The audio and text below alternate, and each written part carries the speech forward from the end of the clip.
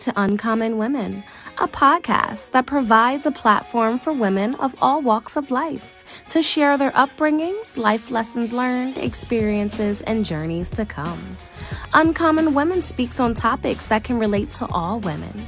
We share, we listen, we laugh, we cry, and we empower each other to be the best uncommon woman that they can be.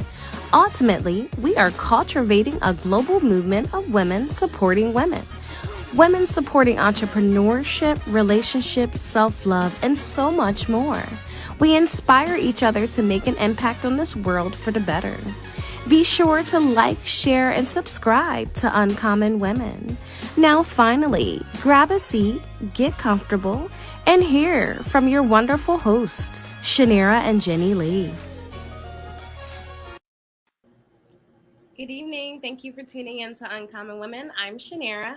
And I'm Jenny Lee. And today we have an amazing guest speaker by the name of Jane Finette, who's going to share her journey of being blessed with authorship, leadership experts, and also an owner and director of an amazing nonprofit that she's dedicated her life to for women so that they can empower others to create an impact across the world. So thank you, Jane, for coming on to our platform today. It's such a pleasure to have you. How are you doing today? I thank you. I just wanted to say thank you so much for the wonderful opportunity. I'm so delighted to be here. And I'm doing great. I'm doing so great. We were just mentioning just before we got started, I'm in Boulder, Colorado, and it has been a glorious day here. Just the sun has shone, the sky is the most incredible blue. And this is a good thing because last Friday we had 8 inches of snow. Oh, wow. Oh, wow. Which is not cool. It's like the end of May and it was not fun. And so I am very grateful, very blessed today for a beautiful, what feels like a beautiful spring day. So yeah, thank you. That was lovely. I would like to keep more of that. No more surprises. Yes. We are almost in June and I still feel like we're in the transition of like, yeah, I can agree. We're still it's still like the summer's trying to grab on, but the spring and the winter's pulling back. Yeah, it's trying to have it. It's true. But that was a shocker. I had planted some things in my garden and then it was like a Herculean effort. We were finding creative solutions and duct tape. Trying to hold everything together, right? Yeah, you know it. Yeah, buckets and things. It didn't look pretty out there for a few days. Yeah. And now it's beautiful outside. Everything looks like it survived, thank goodness. So that's the duct did tape. well. You said duct tape, right? That's the duct tape. Shout out to the duct tape. Key to everything. So before we get into all your accomplishments, is there anything that you wanted to share that I didn't address? Oh, thank you. No, it was perfect. I guess something that's interesting about me is, and I say this sort of often, is that when you look at my resume, sometimes I look like I think I look like I'm 6 different people and I'm really not that old. So either I have a commitment issue or something, or I have a lot of capacity for different things. So my background was actually in fine art. And I was a junior expert in British watercolors for Sotheby's. That was one of my first jobs. Wow. And then I spent the bulk of my career in consumer technology. So I was at eBay for a long time. I ran software companies in Europe, and I was at Mozilla for almost a decade, the folks behind the Firefox web browser. So I kind of did all those kinds of things. Right. And then I came to women's empowerment about 10 years ago. So that's, the thing that at least makes me 104.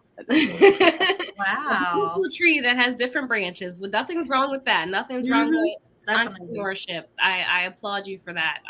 Definitely different balances, but that's pretty neat. So before we get into everything that we're going to be discussing today, can you tell us, we're really big on foundation and, what people go through or maybe their experience and how they were as a child to where they're at now and how everything came about. So can you just tell us a little bit about how was your life growing up? Yeah, thank you for asking me that. That's so wonderful. And I don't. Sometimes you can hear more of my British accent, but not always. I love it. So, but I'm from the UK. I was born in a very small town in the middle of England, not far away from where Shakespeare was born, where a lot of people know Stratford-upon-Avon, which is a very idyllic, like bucolic sort of green pastures. And it really is pretty. And I could not wait to get out of there. It's that typical, small town where you just want to go move to London. And I eventually did do that. But I'm an only child. Both my parents and grandparents worked in factories. And actually, I should have started my career right at the beginning when you said, was there anything else you wanted to share? So my grandmother was a hat maker. So was my mother. And that was what I did for the first 3 years of my life. So I didn't get the grades to go to college. And I worked on the factory floor for 3 years. And we used to make cloth hats, and I cut the fabric, and it taught me so much, about life and hard work. And I ended up being the first kid in my family to go to college. That's amazing. That's a great accomplishment, though. With your mom and your grandmom, had creating the legacy of making hats. Did they want you to pursue that since you were the only child? No, or you two, not at all. No, they were horrified. It was, my mom was like, you need to leave this town. You need to be better than me, and because, it sounds kind of glamorous, but really, it was a very damp environment. The organization, they don't exist anymore. Were called Wilson and Staff. It's nearly 200 years old, this company. Wow. And they were the last felt making hat factory in the UK. So they bring the wool in from New Zealand or Australia, and they'd card the wool and wash the wool and dye the wool. And it was a very wet, damp environment that my mum worked in for 30 years, and she'd say, oh, you don't want a dirty job like this, she'd say. And I didn't get the grades. I wanted to go to college, and I had been working there to earn some money in the summer holidays, so that I'd have a bit of money in my pocket to go away with. And then it didn't happen. And my mum said, well, you should resit. And I did. And then I never went to college because I had some money in my pocket. And I enjoyed that. I worked with my mum every day, and 3 years went by like that. Wow.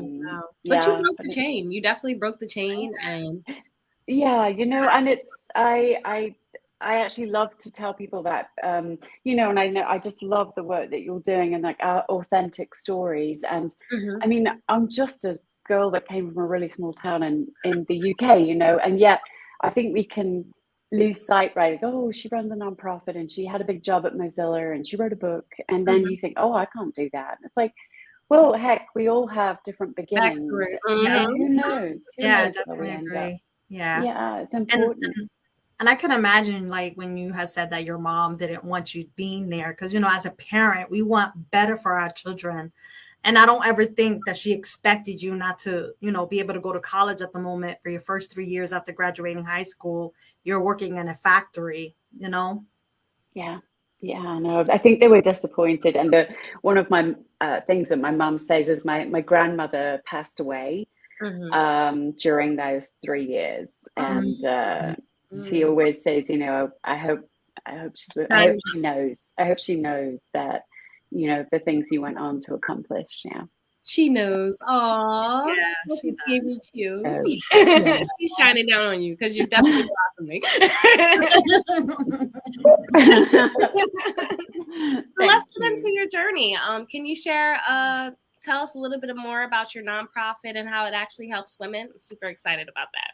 Yeah, thank you. Can I maybe share the founding story? Yeah, absolutely. Thank you. It kind of sets up the context a little bit. Perfect. Thank you. So I've mentioned it 2 or 3 times now, but I was at Mozilla for a long time, the folks behind the Firefox web browser. And it was actually Mozilla who relocated me and my family from Europe in 2009. So they said, will you move to Silicon Valley? And I was like, yes. And they said, you should think about it. And I said, nope, we're coming. It had been like the worst summer in the UK for decades. And we were done. We were like, living in California sounds amazing. So within 3 months we'd upped and Oh, left, wow. and, yeah, brought a dog across, and it was cool, and we loved it, and I felt very, very, very lucky to have this opportunity. And I ended up getting promoted, and doing lots of things, and then I was part of the executive team at Mozilla. And when that happened, suddenly I got access to leadership development and coaching. And I had had a lot of trainings over my career, but I hadn't had anything where I could focus on myself as a leader. Like today, I would call it like, leader within, like your inside out. Like, who am I? Like, what are my strengths, my values, my purpose? Right. What holds me back? All these. It was a revelation. It just blew my mind. And then I was also turning around and saying to myself, wow, where was this 20 years ago? How did I get to be this age? And I had never known these things about myself. Experience that. That's awesome. Yeah. Like there are some things that we've gravitated toward, like we're unconsciously choosing, and there's congruence, but sometimes you just get it wrong, right? There's so many things I should do, or that looks cool, or and then you're out of actually alignment, and it surprisingly it doesn't work, or it's hard. So I'd made some decisions which I had clearly listened to my heart as well as my head, and it had gone well. But it was shocking to me that I didn't know all these things about myself, and I saw how it increased my leadership capacity and who I was in the world, and my fulfillment, my satisfaction with life, my joy, and I wanted young women to have that. So all the way, sorry, back to your initial question, So I see the alignment coming in. That's all it is. Thank you. So young women leaders, and I know we're talking about a lot of you. Hi, everyone that's listening right now. Are can be quite young. 25. 45 or so. We're early in our careers still, really. And yet this is such a rare thing for us. And I do believe it can be such a differentiator. So even if you're let's talk big tech companies like Google or Facebook, you don't get those opportunities either as a young woman who's coming up through the ranks. And certainly if you're in the social and environmental change sector, right. So you're working at a nonprofit, you're in the field in rural Uganda, no one's giving you a chance to have an executive coach and do all of this work. So that's how that was my premise, was how do I get these incredible young women leaders with such high potential doing the most extraordinary things to solve our really big global grand challenges in the world, whether that's poverty or the climate crisis, humanitarian work, etc., and get them this gift. So that's what I've been doing for 8 years, pretty much. We put 1,500 young women social environmental change leaders through the program. They come from more than 80 countries. 80 countries? Wow. Yeah, no, it's been incredible. That's amazing. And I mean, and a quick sort of like snapshot of who they are. They're young women working with indigenous populations in the Amazon. Wow. They're community organizers, in Detroit, or they're working, on wildlife conservation in South Africa. I just did a talk this morning with one of our fellows organizations, which is working to end child slavery. She's in the Ukraine. They're still running their organization in the midst of a war. Wow. So these women are tenacious. They are doing everything they can to make a change in the world. Yes. Absolutely. And we want to empower them to be able to do more. And then there's like the subtext of that is, I think it's for all women, but we see it a lot with women in the impact sectors. They're going to burn out. They give so much of themselves. And it's so hard, and it has been even harder during the pandemic. So being able to help them get some distance and understand kind of what's going on, get some new perspective, is keeping them in those jobs as well. And thank God, because we really need them. Right. Yeah. Wow. That's powerful. Thank you. Yeah, no, it's people were, I was talking to some friends and we were talking about hope recently, and I've heard people say, oh, hope's such an empty word or something like this, and I'm like, I do not agree. I do not agree at all. And when I have the privilege of speaking to some of the women that we work with, and I see what they're doing, not only what we could help them with, but just what they're doing in the world. Like, I know that as hard as it might seem, that change is happening. It is, definitely. and it's one person at a time, right? But it is happening. Yeah. It's baby steps, and as long as the steps are actually in progress, that's all that matters. We don't see everything as all at once. Basically, it's not microwave. It's not a microwave, but I'm sure the steps is happening, and that's where the hope is alive. It's true. It's very true. It's in motion. Yeah. Yeah. Absolutely. Yeah. I mean, and like you said, you say that hope is an empty word. It's not an empty word. Hope keeps you going. Hope is just hope just gives you to know that, okay, there's something there. There's something I can fight for, something that's going to keep going. And like you said, Shanara, just, it keeps you in step. It keeps you in step, and it just hope for the best and for the outcome of things. It gives you that positive mindset to stay there. Yeah. When you have Jenny, you're so right. That was when you were speaking, that really hit me, because I think, that without hope, like, we don't have that optimism. Like, if we don't want to build a positive world, what is the world we're building, right? And you can't build a positive future and a positive world if you don't have hope, and you can't see a different way forward for all of us. Yeah. Yes, I totally agree. That's amazing. Yeah. So as you being a development coach, and you give classes to your clients, have you seen any common issues among them, on your students? Yeah, I have, Jenny Lee, and it's kind of sad, but it's kind of awesome at the same time. So and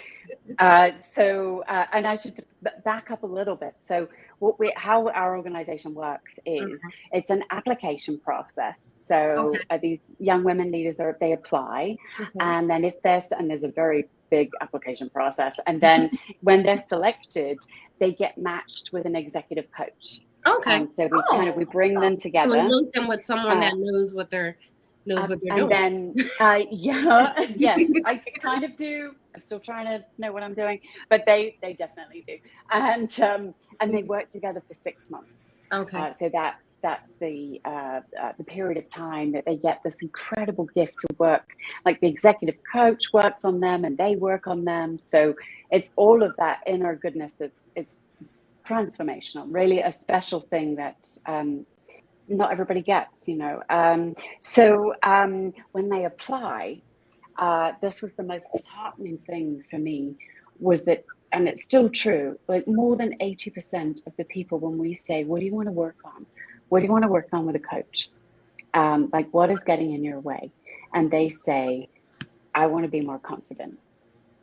I need to work on confidence. And it just, like, some of these women, and particularly in the early days, we were specifically looking to work with what we would say sort of like real change makers. So if you've heard of Malala, she was the girl who was shot by the Taliban in Pakistan. She has a huge nonprofit. Her co-founder, early days, 7-8 years ago. So imagine, we were having women of this kind of caliber apply, and 80% of them were saying, I need to work on confidence. And we're like, you are changing, saving, transforming hundreds of millions of lives. Like, excuse me? I mean, I used to do onboarding How can we help you again? I used to do onboarding calls with them, and I would not sleep the night before. My husband would be like, what the hell's wrong with you? And I'd be like, do you have any idea? I'm going to be in a call with like 30 of these incredible women, and I am nobody. Like, I worked in a factory for 3 years. Like, I was just, I have a confidence issue. Yeah. And I was so it still disheartens me. And, they weren't asking me for money. Mhm. They weren't asking me for a contact to Melinda French Gates. They wanted to work on themselves. And Mm. that was actually something that we can help with. Yeah. We can help them understand what are the stories that we're telling ourselves that is preventing us from stepping forward. I'm not good enough. I'm not smart enough. I didn't come from the right, side of town or what have Right. you, and Wow. so on. And we see that even a year after the program is finished, more than 65% of those women are still saying their confidence is increasing. So it's, Wow. we got it Yeah. kick-started, and it's always a Yes. work in progress, right? Like, we're always having to work on stuff like that, but we know that we could try to make a difference for them. And if that was the difference of them applying for a promotion or trying to raise more money for their nonprofit or whatever it is, then we're all ultimately going to benefit from that. Hmm. Wow. That's amazing. So can you tell me what was one of your greatest accomplishments since having the nonprofit? Yeah, it's a big one, actually. I feel like I'm just telling these stories where they're like super low, but they get super good at the end. 8 So- years of having a nonprofit. This, I'm sure you ran Yeah. into a lot of. It's true. Anyone who's listening that has done that are like, Yeah. oh, yeah, it's rough. It's just, well, it's, many of us, of course, have such crazy, dire stories of the pandemic. Right. And in the spring of 2020, we nearly lost Coach Fellowship. We nearly lost the organization. So we do these 2 really big fellowship programs a year, and then we work with other larger nonprofit organizations, and we help them get access to coaching. And one of those organizations were just, everyone was in a panic, everyone. And Right. they said, we can't do this. We're not going to do it. And that was actually really necessary funding for us. So we had 8 weeks of payroll in the bank. And I know you don't necessarily need to know how the business works, but Right. because we run these 2 big fellowship programs, and I have to tell you, the program is not free. So our fellows pay the cost of one coaching session, and they get 12 of those across the 6 months. So, and it's, it keeps us alive, keeps the organization alive. Running. But it's also a little bit of that, they have some commitment, they have some investment in the program. So it's in 2 levels. And so we get this cash injection twice a year. And we run the one in the spring, and we run the one in the fall. And we have enough, basically, we live hand to mouth very much, is that we earn enough money from the programs to just about make it to the second program. And then we get a little injection, and then we just about make it to the next program. We haven't been able to figure out a sustainability model. So it kind of looks a bit like that every year. We're working on it. But because we didn't have this money come in, and then we were hearing our fellows were getting pulled out of the field. I mean, so many of the women are working, they're across Africa, they're across Latin America, Southeast Asia. And the big organizations, if they work for the UN or the Red Cross or whatever, they're just pulling them out. And these women, they hadn't even lived in America for 5 years, 6 years. And we're like, they're not going to apply to our program. They don't know what they're doing, And I thought, if we don't get enough women to be part of the program, we actually won't earn enough money to make it through. We won't be able to, we'll run out of money before that 6-month program is finished. And I had to tell my team that we're 4 people, and I wanted them to know, and I said, I think we have to take a decision whether we actually even run the program or not. We have to, we have to make that decision. And what I'm most proud of, I guess it says a lot about us as a team and culture. Sure, what it says about me as a leader, but it was my team that came and said, well, we should just run that program. And if we run out of money, if it doesn't work, then we will volunteer and we will make sure that we complete that program. Wow. And then on top of that, they said, and we should go big or go home. So we should also stand up a program for frontline women workers and do situational coaching for them. So then within those first 4 weeks, we helped more than 100 doctors, women doctors, nurses all around the world just be able to process what they were going through. Wow. And we ended up running the biggest program we'd ever run. Because it turns out people really needed coaching because they didn't know what the heck was going on. And so we survived. But that moment where my team said, we will just, it doesn't matter, you know, we will just, we honor this, we're committed, we're going to make this work, was everything for me. See, that's where the hook came into place too. Mm-hmm. Not only that, but for your company as well. Yeah, amazing. The passion. Absolutely. It was the passion and determination. Yeah, Yes. no, for sure. Yeah, I mean, they were just incredible. And I felt, you know, at that point, I'd never been in a situation where it was my company and I was going to have to lay people off. I mean, in the middle of a global pandemic with no healthcare. I mean, I was just like, oh my God, like, I can't believe this. And of course, there were so many people who were living this, right? Having to lay their people off, being the ones who were being laid off. And I just couldn't fathom it. And I didn't know how to lead. I did not know how to lead. I couldn't figure out how to raise enough money to keep it going. And so they stepped up. Completely stepped up. And that's good about teamwork, you know. That's the amazing thing about teamwork, where it needs a little bit of help or a little boost. That's where the whole team comes in to lift the whole company in your case. Yeah. That's amazing though. That's amazing. It is. They're great people. Yeah, they're still working with us. So yes. lucky. Yeah, they're rock stars. Awesome. Like I always say, dream work makes the team work. It totally does. And yeah, the teamwork makes the dream work. Yes. So that's amazing how you were able to push through. Now, doing this whole process of having a nonprofit and then learning expertise on leadership and development, how did you come into being an author and writing a book? I still have no idea, actually. Like, how on earth did that happen? Right. It's shocking to me, really. Everyone wants to write a book, and I sure did, but I never really knew what I would write. I thought that I would write something about the lessons learned of the coaching fellowship, you know, like a book for, let's say, 25 to 40-year-olds. Earlier in their career women. Right. And that was always something that I kept in my mind. But again, because of the pandemic, so in the summer of 2020, I mean, things were going better for Coach Fellowship. We'd accepted the most fellows we'd ever served, you know, was less worried about that.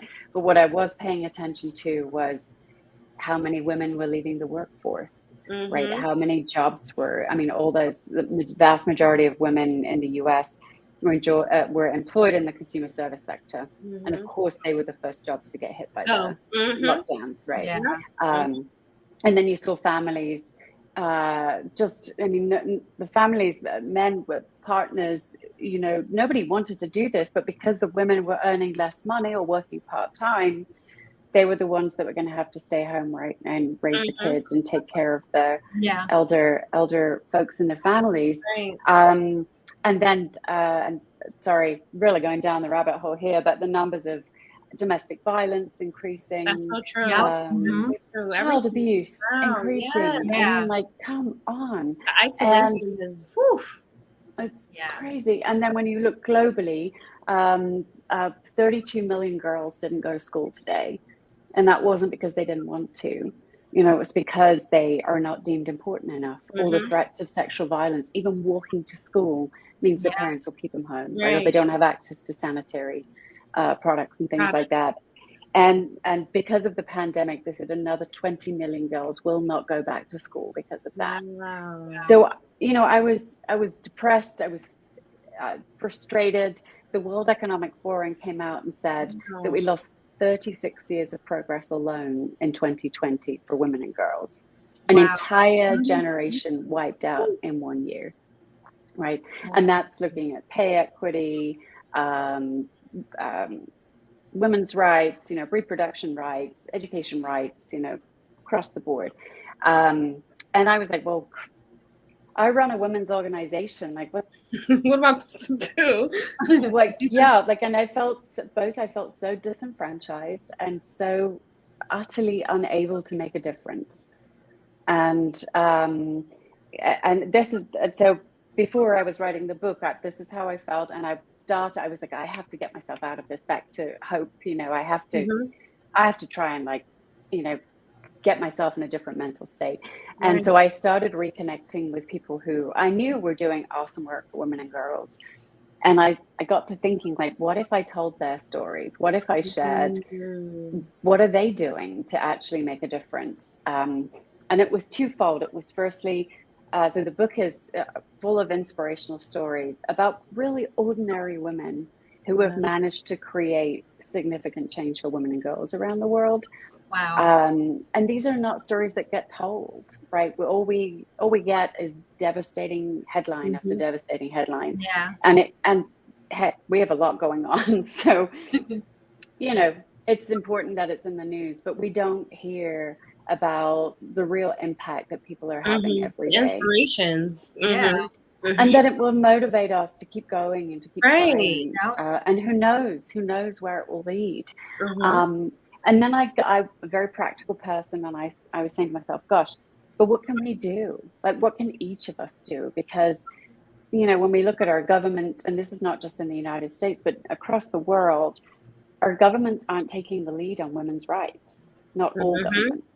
And we need an end to systemic racial and gender bias. We need laws changed, and not everybody's rising to the challenge, And so what is it, though, that as women we can actually influence, that we can decide to do to help another sister, in our world rise and thrive? Like, we all have a sister, we all have a best friend, some of us have daughters, right? And we want the best for them, but I want us to turn that into wanting the best for every woman.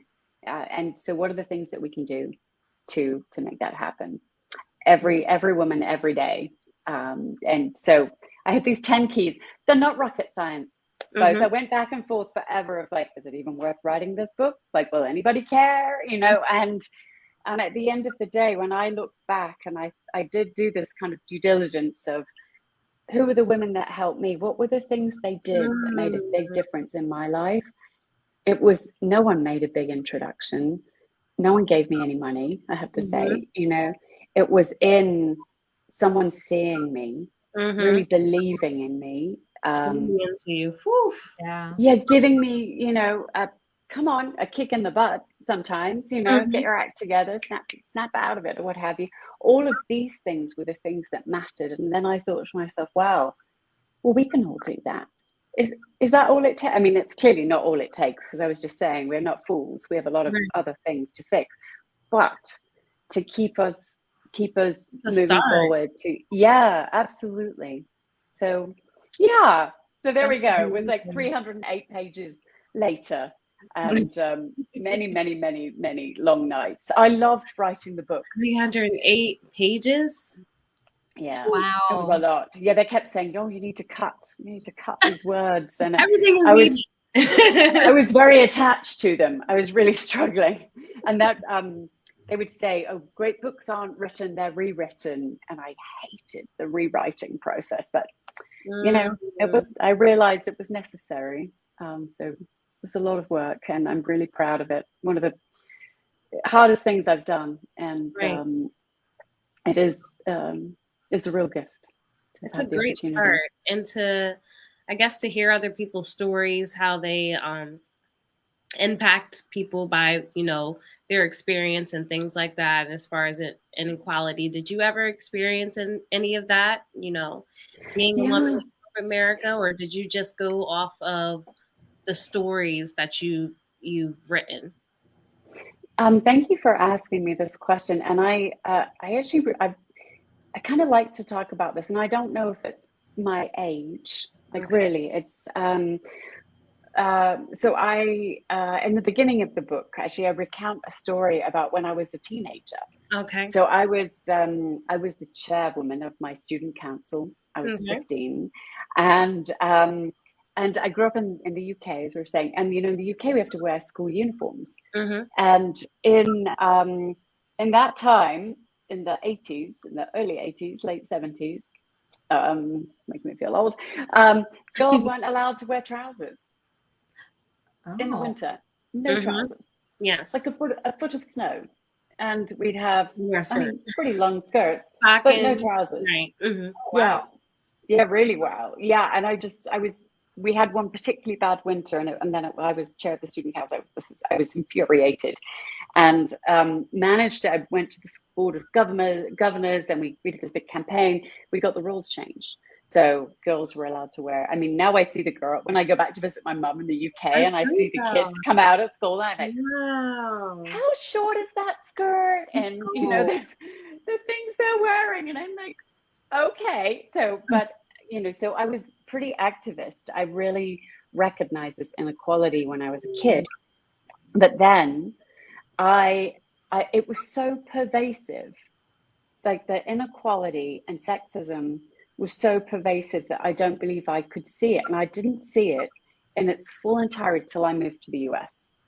And I could get distance from the UK. So I remember, the British comedy, like there'd be, sort of like semi-naked women on TV as for comedy shows on a Saturday afternoon at 5 o'clock in the afternoon in the 80s. There's a very famous comedian called Benny Hill, who was just, he'd say, and mind you, I shan't do that. I was going to tell you a terrible joke, and that's not cool, so not doing that. But this was normal, and every family would sit. There'd be my dad, my mum, my grandmother, and I. She used to come out every weekend, and we'd sit and we'd watch Benny Hill, and everybody would laugh. Everybody, and they were all jokes about women's bodies and uselessness and so on. And it was a different age, right? It was a different time. Yeah. So it doesn't make it right, but one can understand it perhaps. And yet at the same time, I mean, we have a queen. She's still on the throne. Right. Next week is the Jubilee, 70 years. When I grew up, we had Margaret Thatcher. She was the first female Prime Minister of the UK. So I was surrounded by women, powerful women, right. Wow. So it nothing really registered for me. And when I came to the US, and I was at Mozilla, and it was really all unconscious bias from them, but I was very often in the room, I was the only woman. It was a group of engineers. They were kind-hearted, awesome humans. They're some of the best people I've ever worked with, but they were not conscious of how they were treating me as a woman and how I was being held back. And particularly, the sort of like, I used to do marketing, and I did a lot of writing at the time and things like that. And I just was not, I thought they didn't take me seriously because it was marketing. And then I could see, oh, actually, it's because I'm blonde. Right. All the stereotypes that come with not just being a woman, but like you said, you're a bond.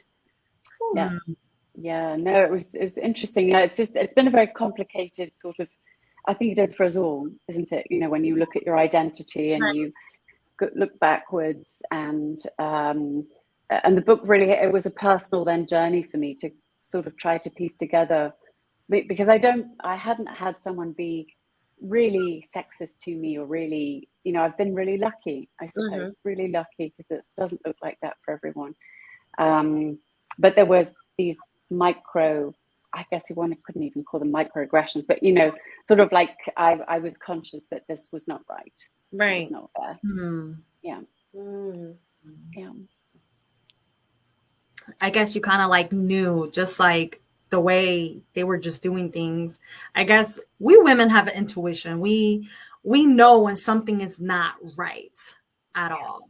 Yeah. Like we just have this intuition. I guess it's just a natural thing that the good Lord has given us. So sincerely. Yeah. And there are just things that you learn, and I learned about income inequality, and I learned about Women are, I would very often get passed over for jobs or promotions and things like that. And then you realize women are hired on their experience, men are hired on their potential. Yeah. Right. So you just think, oh, I didn't get the job, I wasn't good enough, and it's like, well, was I? Or was I, was this the bias that was happening? Start questioning yourself. Yeah. Right. Yeah. Especially income. And then I think income is big. Yeah. It is. No, it is. One of the big keys in the book actually is called Actually Talk About Money, because I think women have, not all women, and don't get me wrong, I love women who want to talk about money. God bless them. That's so great. I am not that woman. I have such a hard time. But if we don't get comfortable talking about money, asking for what we're worth, understanding what to do with any bit of extra money that we have, because I was just looking at some data. I'm going to do a big presentation next week. Women, they call it the pension gap. The global pension gap is that by the retirement age, women are going to have 37% less money than men. And women live longer. We're going to live alone longer. And yet we have nearly 40% less resources. So in America, there's an 80% probability that women over 65 will live in poverty. That cannot be true when we have been working our whole lives. But because we earn 82 cents on the dollar, and then we're not coached to invest any money we have, we make 0% interest on our savings. And then fast forward 40 years, and that's the potential. Yeah. So money is, I hate to talk money like that, but it is, money's a vehicle, and it's independence for us as women, right? And it's our security. Yeah.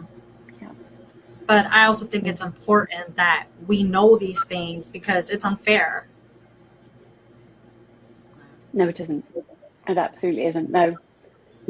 And they say something like it's 250. This is on a global number, but it will take 257 years for women to reach global equity between men and women with money. At the current rate of progress. If we do nothing, we just carry on, 257 years for all women in the world to be equal.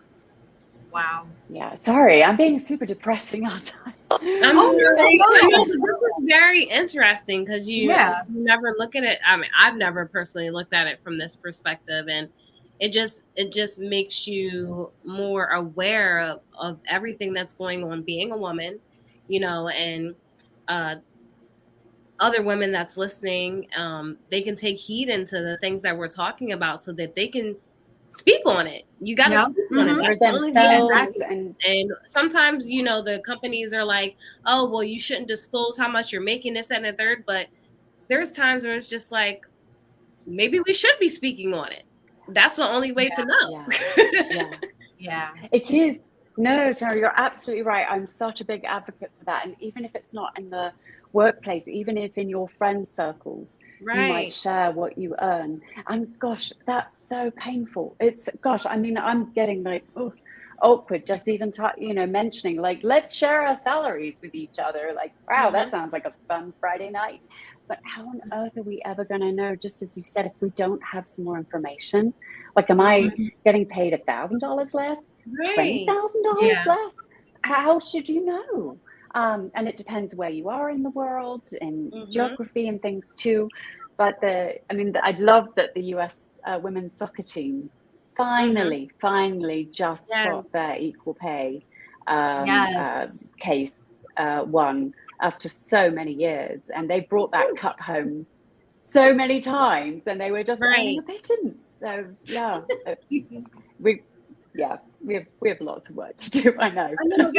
We got to bring you back and talk about some other things. Definitely. Okay.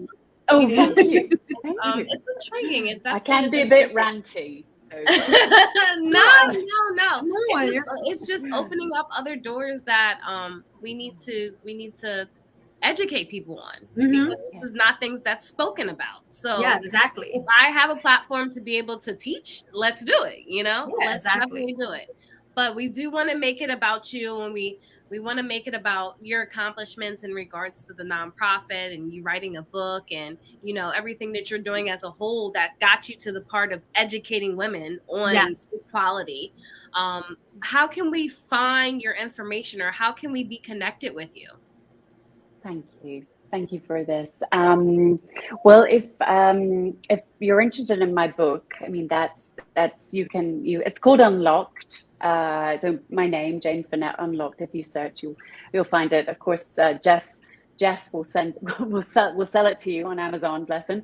And thank you so much. And this is my website, janefinette.com, and I have a newsletter, and there's like lots of other links off there to find more about the coaching fellowship, the book, and so on and so forth.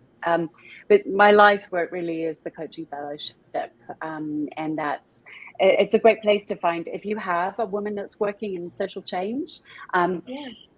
Pardon me. Then it would be wonderful if you would share it with them. We're about to actually open applications next month. We're just about 3 weeks away from applications, so it's a really good time. Amazing. Thank you.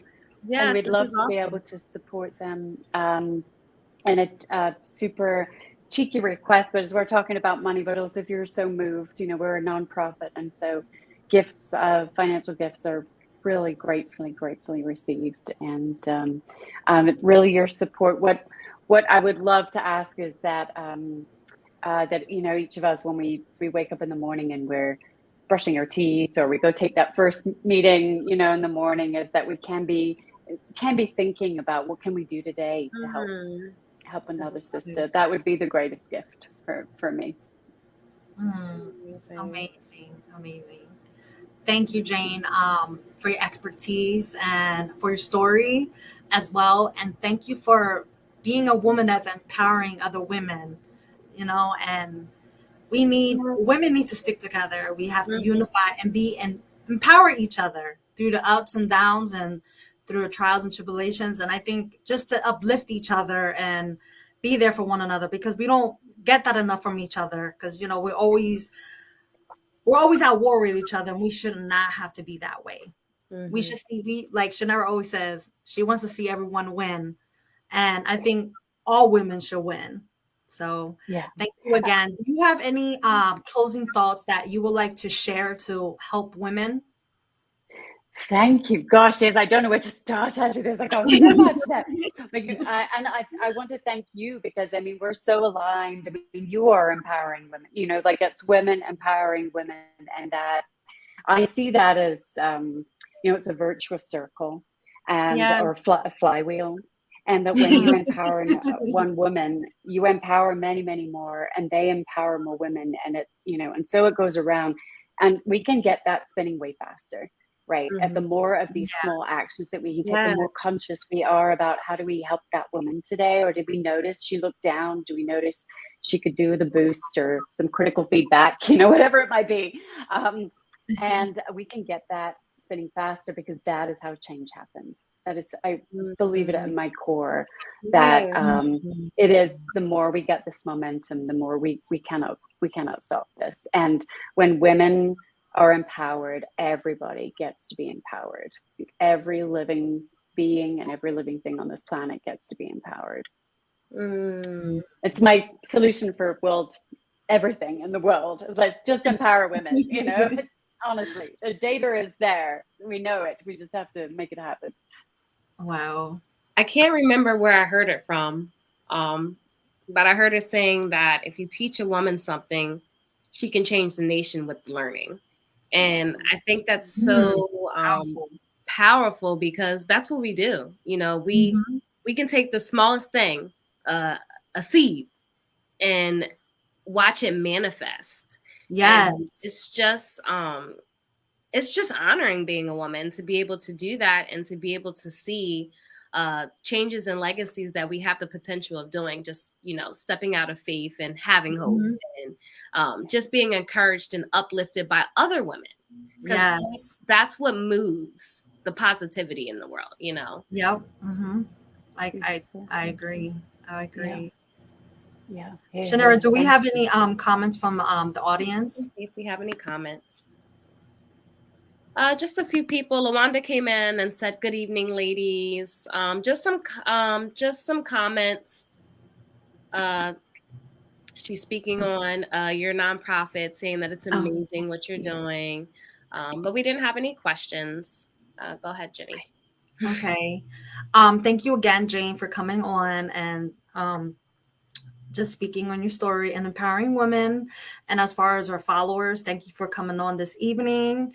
And I also have another question before we close out. What makes you uncommon? Oh, what makes me? Gosh, I knew you were going to ask me this, and I was just like, I don't have a good answer. Isn't that terrible? Honestly, that's so. What do other people say? Do they have really great answers? I bet they do. What have other people said? I mean, it's your own thought about yourself. What makes sure. we've had. I don't know. We've had so many guest speakers, but everyone's answer is unique, and that's what we love about it, because we are all made individually and different. I can't give you your uncommon answer, but I love the transition from your foundation of your life, and then how you're this blossoming tree that has different branches, and it's just very inspiring that people don't have to just stick to one thing. That do more. Thank you for the reflection on that, and it's true. I think I've been very one of the things I've always done is say yes, and it's taken me down some really crazy, interesting, cool paths, and I would have never thought myself as a risk taker, but maybe with hindsight, all these things I probably are. I am. I also forgot to tell you that I used to race cars. I raced cars for 2 years as well. So definitely done some that would make it potentially uncommon, I suppose. But race cars? Yeah, that's amazing. Yeah, no, it's really cool. It's really cool. But there's changing, you can see there can be a lot of shame around the change, when you think, oh, she did this, then she did that. But it's not, I think it's about living a full life, right? It's about knowing when to move forward and to try something new. We only have this one chance, so let's make the most of it. I like that. You did answer without even thinking. I managed it with some help from you. Thank you so much. You had to just inspire. I just reassured who you are. Yeah, give her that little bit to help her out. But thank you. We need our sisters. Thank you. Yes, thank you. Yes. Again, thank you, Jane, for coming on, and also to our followers, thank you for tuning in this evening. And I want to speak on our apparel. Make sure you go check them out at www.uncommonwomen.net, as well as make sure you guys come on and check out our YouTube channel, like and subscribe. Sorry about that. At Uncommon Women Podcast, as well as make sure you come check me out on Instagram Live, Uncommon 3 Women. June 14 at 6 p.m. I have an amazing guest speaker that's going to come on and speak on her story on blindness awareness. And as well as I am currently still looking for someone to come on for July. I'm looking for cleft and crinoa, facial and sarcoma awareness. If you or anyone knows anyone of you yourself that has a story to speak or is an advocate that wants to come on to come on live, to speak on your story, you can email me at uncommon3women@gmail.com. And also make sure you tune in next Thursday. We have another incredible story and another incredible guest speaker at 7 p.m. Eastern time. I was going to say Central. And thank you again, and stay uncommon. Bye. Bye. Thank you.